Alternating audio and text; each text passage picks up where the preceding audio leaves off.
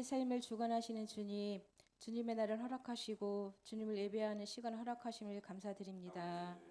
사랑의 주님, 우리의 시선이 주님을 향하게 하시고 우리의 발걸음이 복된 발걸음이 되며 우리의 삶이 언제나 주님과 동행하기를 원합니다. 그러나 연약한 믿음으로 주님보다는 세상을 더 사랑했고 주님의 일에 열심을 내기보다는 세상 욕망과 욕심으로 주님을 부인하기도 했습니다. 우리의 연약한 믿음을 용서하여 주시옵소서. 어떠한 상황에서도 흔들리지 않는 강하고 담대한 믿음을 더하여 주시옵소서. 임마누엘 교회를 세우시고 이끄시는 주님, 예배가 살아나는 교회, 기도가 끊이지 않는 교회, 사랑과 섬김으로 이 땅에 참된 복음을 전하는 교회, 주님의 사랑을 실천하며 소외된 이웃을 섬기는 교회가 되기를 소망합니다. 주님께서 우리에게 맡겨주신 사명을 잘 감당할 수 있도록 믿음과 지혜를 더하여 주시옵소서. 이 나라를 위해서 기도드립니다. 여러 갈등과 불안 속에서도 주님께서 이 땅을 지켜주시고 평화를 허락하여 주시옵소서. 지도자들에게 지혜를 주시고 국민들이 서로를 존중하며 하나 되는 사회가 되게 인도하여 주시옵소서. 아픈 하늘을 위하여 기도합니다. 아픔의 고통이 얼마나 힘든지 누구도 알 수는 없습니다. 나만이 아십니다. 주님만이 아십니다. 치료의 손길로 아픈 곳을 안수하여 주시고 온전하게 치료하여 주시옵소서. 아픔의 고통으로 낙심하지 않도록 생각과 마음도 지켜주시옵소서. 오직 우리의 생명이신 주님을 의지하게 하여 주시옵소서. 말씀을 전하시는 목사님께 성령으로 충만하게 하시고 영육 간의 강건함을 허락하여 주시옵소서. 하나님의 뜻을 담대히 선포할 수 있는 지혜와 능력을 더하여 주시옵소서. 전하시는 말씀을 통하여 우리의 믿음이 성장하고 세상의 빛과 소금이 되기를 원합니다. 우리를 죄에서 구원하신 예수님의 이름으로 기도드립니다.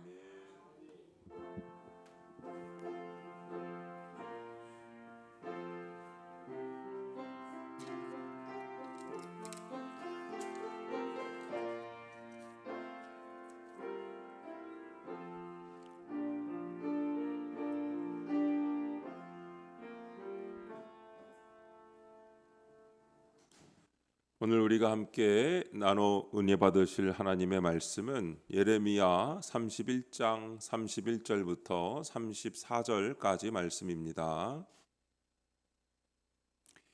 여호와의 말씀이니라. 보라, 날이 이르리니 내가 이스라엘 집과 유다 집에 새 언약을 맺으리라. 이 언약은 내가 그들의 조상들의 손을 잡고 애굽 땅에서 인도하여 내던 날에 맺은 것과 같지 아니할 것은 내가 그들의 남편이 되었어도 그들이 내 언약을 깨뜨렸음이라. 여호와의 말씀이니라. 그러나 그날 후에 내가 이스라엘 집과 맺을 언약은 이러하니 곧 내가 나의 법을 그들의 속에 두며 그들의 마음에 기록하여 나는 그들의 하나님이 되고 그들은 내 백성이 될 것이라. 여호와의 말씀이니라. 그들이 다시는 각기 이웃과 형제를 가르쳐 이르기를 너는 여호와를 알라 하지 아니하리니 이는 작은 자로부터 큰 자까지 다 나를 알기 때문이라. 내가 그들의 악행을 사하고 다시는 그 죄를 기억하지 아니하리라. 여호와의 말씀이니라. 아멘. 주님과 맺은 새 언약이라는 제목으로 말씀의 은혜를 함께 나누겠습니다. 사랑하는 성도 여러분, 오늘 우리는 또 한 해의 끝자락에서 대림절 첫째 주를 맞이합니다. 달력은 12월 달에 마무리를 하지만 교회력은 11월을 마무리하면서 이제 대림절을 시작으로 교회력이 시작됩니다. 대림절은 도착을 의미하는 라틴어 아덴투스에서 유래된 말입니다. 이 말은 직접적으로 주님의 오심을 뜻하며 주님의 탄생을 기대하며 자신을 가다듬는 성탄절이 오기 전 네 주일을 포함한 절기를 가리키는 말입니다. 대림절은 단순히 성탄을 기다리는 기간이 아닙니다. 오늘 여러분 앞에 안 보였던 성탄 트리가 크게 놓여져 있는데 단순히 이렇게 성탄 장식을 꺼내고 예배 분위기를 좀 더 화려하게 만드는 시간이 대림절은 아닙니다. 대림절에 이걸 하기는 하지만 이걸 위해서 대림절을 하는 건 아니라는 얘기죠. 대림절은 교회력의 새해고 우리의 영혼이 다시 깨어나는 시기입니다. 우리는 교회력에서 두 개의 중요한 준비 절기를 지킵니다. 주님의 결정적인 고난이었던 십자가 사건을 미리 준비하기 위하여 자신을 절제하며 주님의 고난에 대한 감사와 동참을 표현하는 사순절이 있죠. 부활절 전 40일입니다. 그리고 우리를 위해 겸손한 모습으로 오신 주님의 탄생을 감사하며 기다리는 이 대림절이 있습니다. 사순절이 고난과 회개의 절기라면 대림절은 소망과 기대의 절기입니다. 대림절은 우리가 이미 오신 예수님을 기억하는 동시에 앞으로 다시 오실 예수님을 기다리는 절기입니다. 그러므로 대림절은 언제나 두 방향을 동시에 바라보는 신앙입니다. 과거에 오신 예수님은 우리의 구원을 이루셨고 현재 우리 가운데 계신 예수님은 우리를 인도하고 계시며 미래에 오실 예수님은 역사를 완성하실 것입니다. 대림절은 이 세 가지 시간의 흐름을 동시에 붙드는 영적 훈련의 시간입니다. 그러므로 오늘 우리가 읽은 예레미야 31장의 새 언약의 말씀은 이 대림절과 놀랍게도 잘 어울립니다. 이스라엘이 포로된 상황에서 하나님은 새로운 시작, 새로운 관계, 전혀 다른 방식의 구원을 약속하셨습니다. 대림절은 새 언약이 십자가와 부활로 완성되었음을 기억하면서 그 새 언약을 이루신 주님의 다시 오심을 기다리는 절기입니다. 오늘 우리는 이 말씀을 통해 예수님이 어떤 대제사장으로 오셨는지, 왜 새 언약이 필요했는지, 그 새 언약이 오늘 우리의 삶을 어떻게 새롭게 하는지를 살펴보려고 합니다. 먼저 첫 번째로 예수님은 영원한 대제사장으로 우리에게 오셨습니다. 예수님이 이 땅에 오셨다는 사실은 단순히 아기가 태어났다는 이야기가 아닙니다. 예수님이 어떤 정체성을 가지고 어떤 사명을 가지고 무엇을 이루기 위해 오셨는지를 이해할 때 비로소 성탄의 깊이를 온전히 볼 수가 있습니다. 성경은 예수님의 오심을 대제사장으로의 오심이라고 말합니다. 대림절의 성탄 이야기는 바로 이 제사장직과 맞닿아 있습니다. 예레미야 시대까지 이어진 제사장 제도는 하나님의 은혜로운 장치였습니다. 하나님은 제사를 통해 죄 문제를 해결하는 길을 열어주셨습니다. 그러나 그 제사는 근본적인 한계가 있었습니다. 왜냐하면 제사장은 스스로가 죄인이었기 때문이죠. 제사장은 백성의 죄를 속하기 전에 자기 죄부터 해결해야 했습니다. 그런데 죄인이 죄인을 대신한다는 구조는 태생적인 약점을 가진 제도였습니다. 또한 제사의 근본적인 한계는 제사장 자체가 죽어야 하는 존재였다는 것이죠. 레위 제사장은 세대마다 교체되었습니다. 죄 문제는 계속하여 반복되고 제사도 반복되고 제사장은 결국 죽습니다. 죽는 제사장은 영원한 해결책이 될 수가 없었습니다.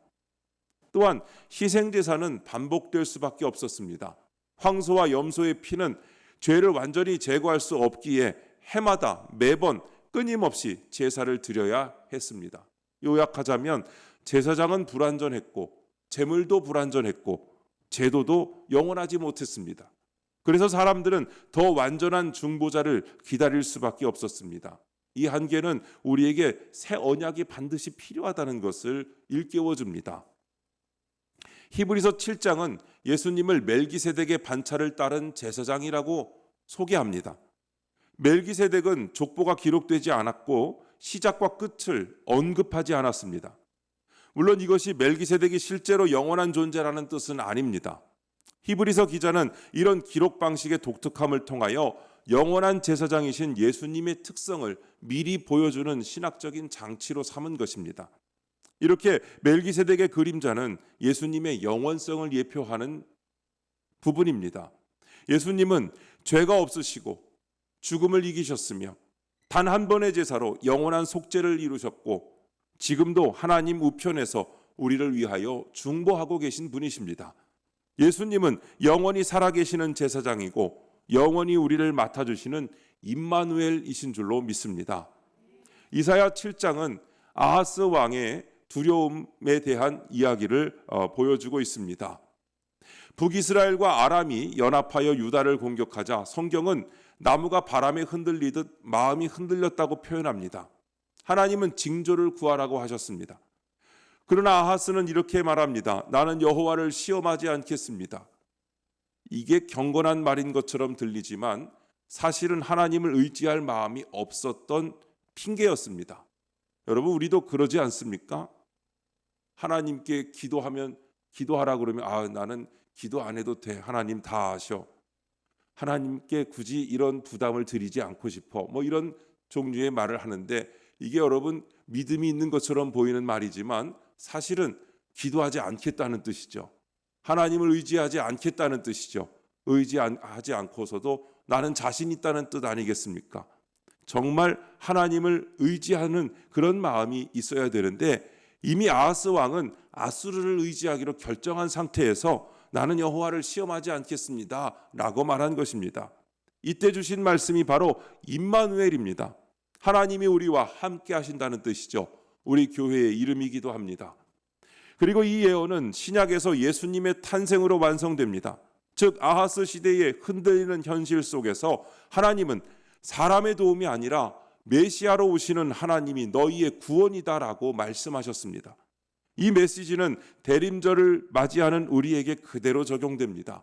이 임마누엘의 진리는 단순한 신학 개념이 아니라 우리 실제 상황 속에서 우리를 붙들어 주시는 살아있는 능력이 되는 것을 여러분 믿으시기 바랍니다. 어느 권사님이 병원에서 오랜 투병 중에 계셨습니다. 몸은 점점 쇠약해지고 하루하루가 두려움이었지만 그분은 늘 침대 옆에 열린 성경을 두고 그것을 보았습니다. 목사님이 오셔서 어떻게 권사님 이렇게 평안을 유지하십니까? 라고 물었을 때 그분은 이렇게 대답했습니다. 몸은 약하지만 주님이 제 곁에 계시다는 것을 느끼면 마음은 하나도 흔들리지 않아요 라고 말이죠. 여러분, 임마누엘은 단순한 교리가 아니라 실제적인 힘입니다. 절망의 자리를 건너가게 하는 힘입니다. 죽음의 골짜기를 지나도 두려워하지 않게 하는 실체이며 성도들에게 주어진 가장 큰 은혜인 것을 여러분 믿으시기 바랍니다. 오늘 두 번째로 새 언약은 마음에 기록된 언약입니다. 예레미야 31장은 구약 전체에서 가장 따뜻하고 위로가 넘치는 본문 중에 하나입니다. 특히 포로기의 상황, 이스라엘의 역사에서 가장 암울했던 이 시기에 주어진 약속이라는 점에서 더 큰 울림을 줍니다. 예레미야 시대의 백성은 나라가 무너졌고 성전은 불타버렸으며 왕은 사로잡혀 죽고 지도자는 부재했고 백성은 흩어졌고 국가적 정체성 자체가 다 사라진 처절한 절망 속에 있었습니다. 그 절망의 중심에서 하나님은 새 언약을 선포하십니다.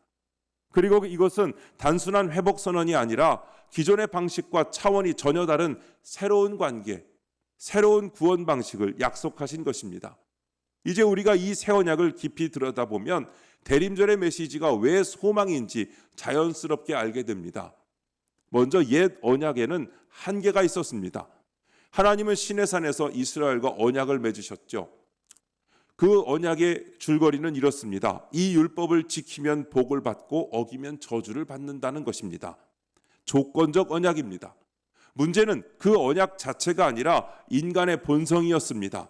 왜냐하면 인간은 율법을 지킬 능력이 애초 없습니다. 율법은 거룩합니다. 그러나 인간의 죄성 때문에 그 율법을 온전히 지킬 수가 없는 겁니다. 성경에 보면 금송아지 사건이 있죠. 잠시 모세가 자리를 비운 사이에 금송아지를 만들어서 숭배합니다. 광야에서의 반역 사건이 있었고 가나안 정착했을 때는 계속하여 반복되어서 우상을 숭배합니다. 왕정 시대에는 타락하였고 선지자들의 경고를 계속 무시하는 완악함이 있었습니다. 이스라엘의 역사는 왜 새 언약이 필요한지를 보여주는 긴 역사적인 증거입니다. 또한 율법은 외적인 규범이었고 마음의 변화를 요구하지 못했습니다. 돌판에 적힌 율법은 선하고 옳았지만 그 말씀을 사랑하게 만들거나 그 말씀을 기쁨으로 순종하게 만드는 힘은 없었습니다. 율법은 옳고 거룩하지만 그 율법을 지킬 수 있는 새로운 마음이 필요했습니다. 또한 언약은 조건적이었고 인간의 실패로 자연스럽게 반복해서 깨졌습니다.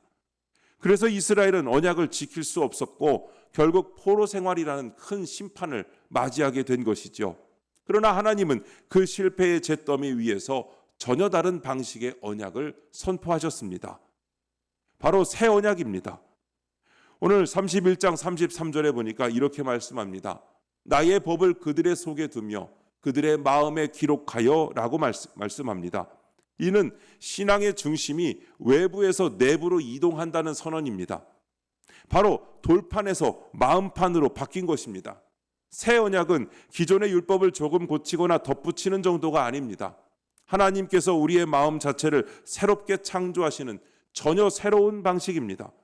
하나님이 쓰신 돌판은 성령이 새기는 마음판으로 바뀌었고, 외적인 규법은 내적인 변화로 바뀌었고, 의무적인 순종은 자발적인 사랑으로 바뀌었으며, 반복되는 실패는 성령의 능력으로 도우시는 주님의 그 힘으로 바뀌었습니다. 이 변화는 인간의 의지가 아니라 성령의 역사입니다. 하나님을 관계적으로 아는 신앙이 바로 여기에 있습니다. 31장 34절에 보니까 이렇게 말씀합니다.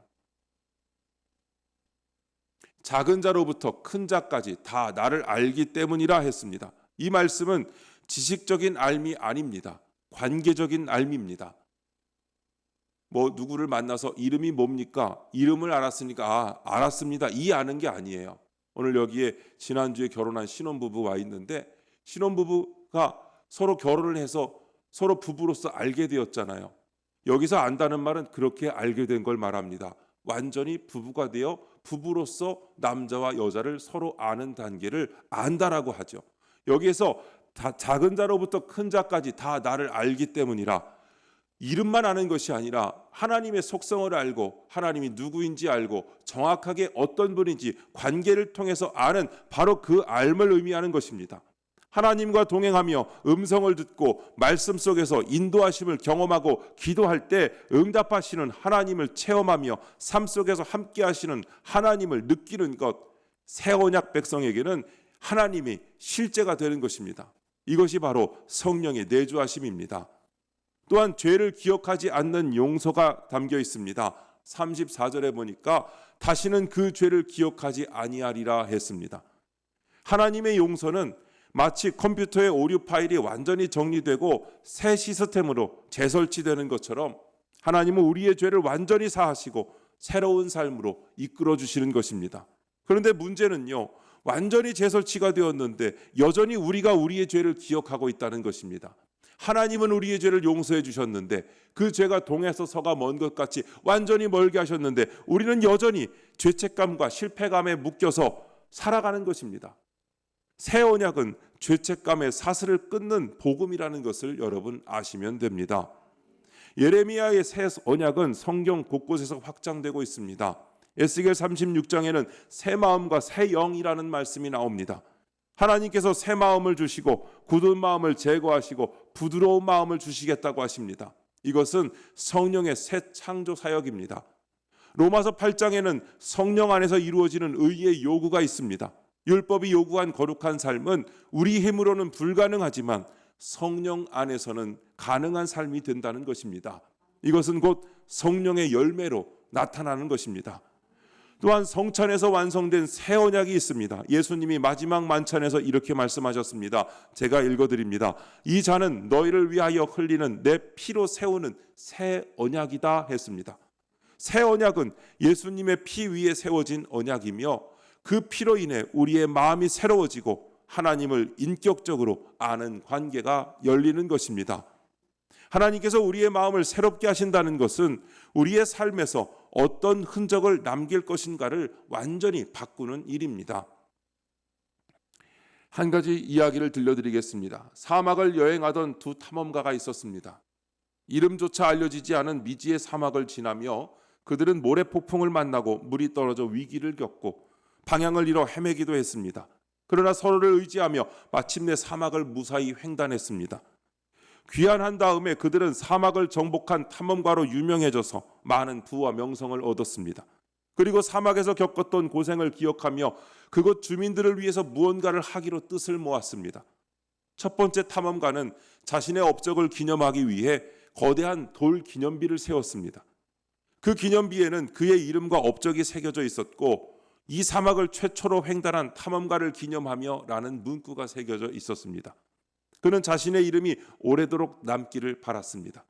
반면 두 번째 탐험가는 자신이 겪었던 갈증을 떠올리며 사막 곳곳에 우물을 파주었습니다. 주요 경로마다 우물을 만들어 유목민들과 여행자들이 물을 얻도록 했습니다. 우물에는 그의 이름이 새겨져 있지 않았지만 그의 사랑은 물처럼 흘러 많은 사람에게 생명을 주었습니다.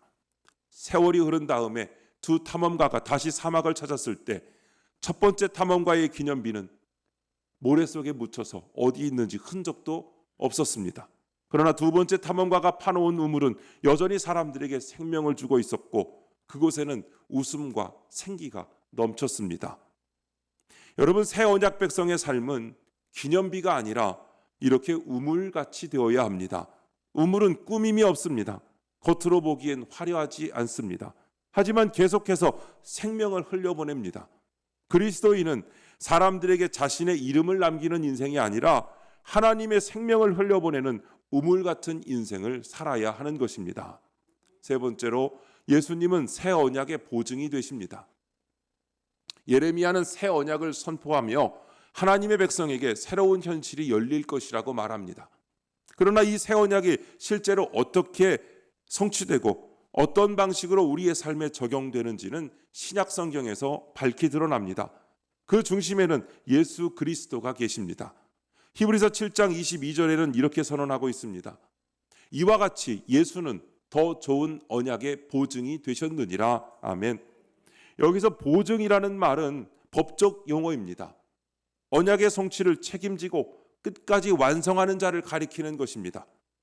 즉 예수님은 새 언약을 종이에 적어 전달한 분이 아니라 자신의 생명을 걸고 그 언약의 완성을 책임지시는 분입니다. 예수님은 새 언약의 보증인 동시에 성취자이십니다. 예수님은 제사장으로서 단지 제물을 드린 분이 아니라 스스로가 제물이 되셨습니다. 그분의 피는 새 언약의 피이며 그 피는 우리를 죄에서 해방시키는 결정적인 근거가 됩니다. 최후의 만찬에서 선언된 새 언약이 있습니다. 예수님은 떡과 잔을 들고 이렇게 말씀하십니다. 누가복음 22장 20절이죠. 이 잔은 내 피로 세우는 새 언약이니 곧 너희를 위하여 붓는 것이라 했습니다. 이 말씀은 신학적으로 두 가지 의미가 있습니다. 예수님의 피로 인한 새 언약이 실제적인 효력을 갖게 되었다는 것입니다. 아까 서두에 말씀드린 옛 언약, 동물 희생 제물 중심의 언약은 예수님의 십자가로 완전하게 종결되었다는 것입니다. 즉 새 언약은 상징이 아니라 실제고 언어가 아니라 피이며 약속이 아니라 실행입니다. 또한 새 언약은 하나님이 내가 책임지겠다고 서명하신 언약입니다. 과거의 언약은 지키면 복이고 어기면 저주라는 조건적인 구조였습니다. 그러나 새 언약은 내가 그들의 죄를 기억하지 않겠다라는 하나님의 선언입니다. 이 언약에는 만일 네가 이것을 해야 라는 조건이 안 붙어 있습니다. 새 언약의 핵심은 하나님이 책임지시는 언약, 은혜 위에 세워진 언약입니다. 예수님의 보증은 과거와 현재와 미래 전체를 포함하는 것입니다. 과거의 죄는 완전히 용서되었습니다. 현재의 연약함은 그분의 중보로 붙들려집니다. 미래의 구원 완성도 그분이 책임지시는 것을 믿으시기 바랍니다. 우리는 연약하기 때문에 흔들릴 수 있습니다. 그러나 우리의 흔들림이 새 언약을 흔들지는 못합니다. 그 보증인 되신 주님은 변하지 않으시기 때문이죠. 이것이 새 언약 백성의 확신입니다. 많은 성도들이 구원의 확신 문제로 흔들립니다. 내가 믿음이 약해졌는데 괜찮을까? 요즘 기도도 잘 못하는데 내 신앙이 흔들린 것은 아닐까? 내가 이렇게 부족한데 하나님이 나를 받아주실까? 라는 것이죠. 그러나 성경은 단 한 번도 구원의 확신을 우리의 믿음의 강도에 두지 않습니다.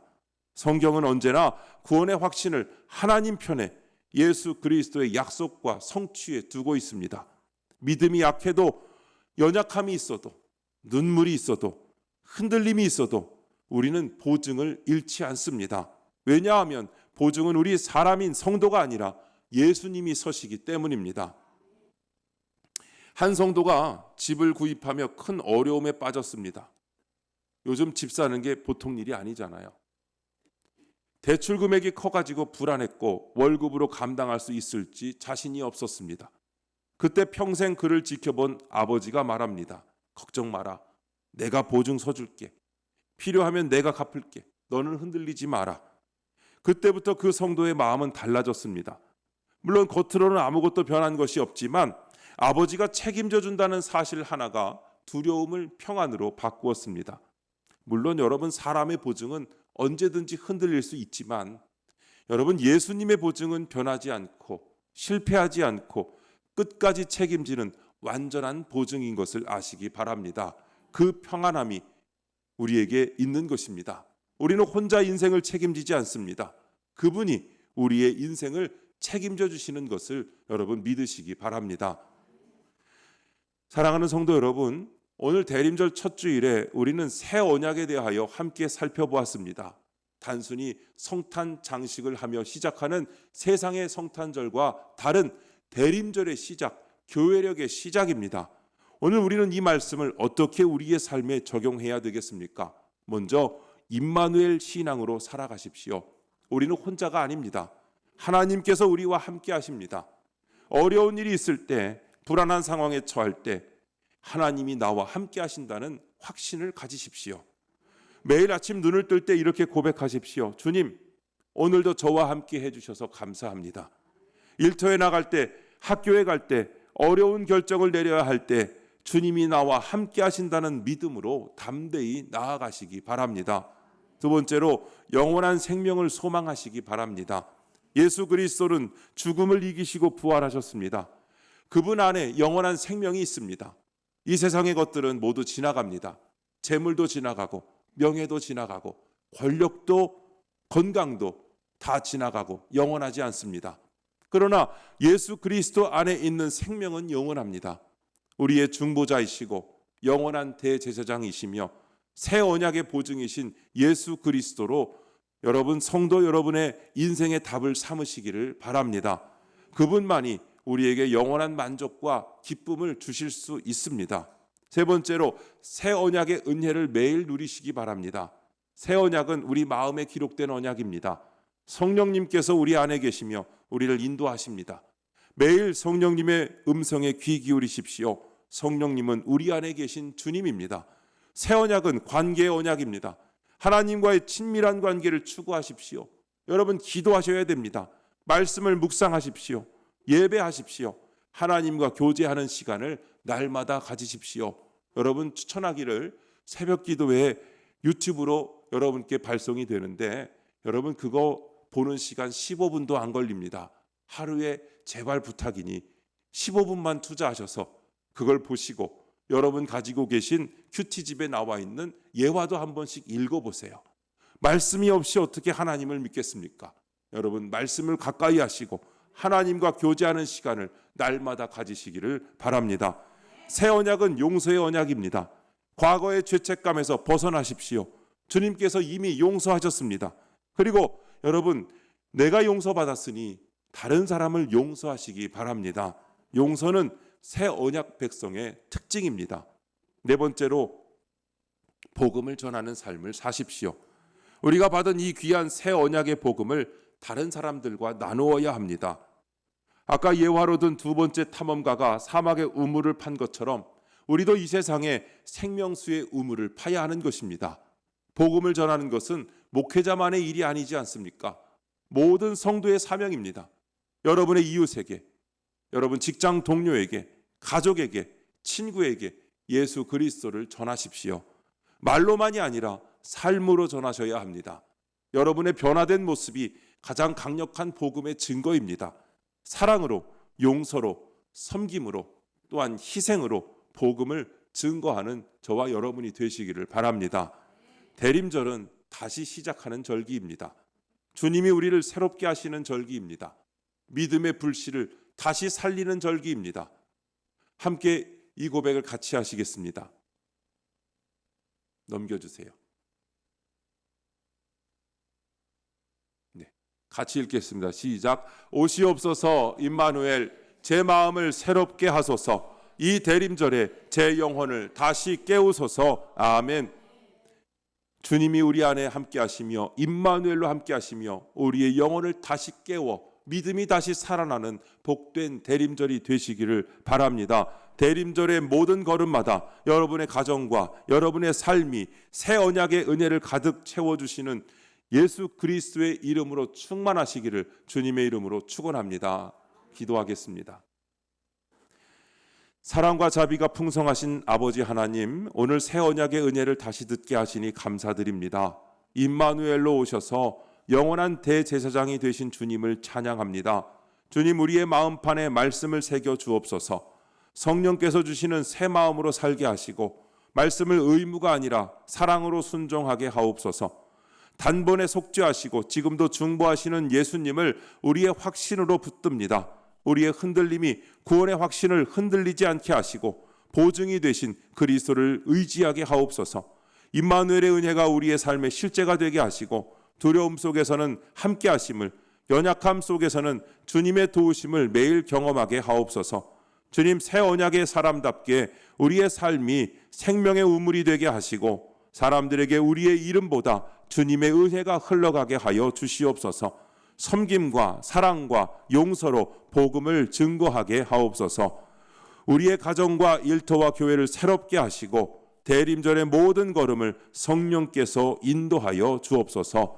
새 언약의 주님 되시는 예수 그리스도의 이름으로 기도드립니다. 아멘.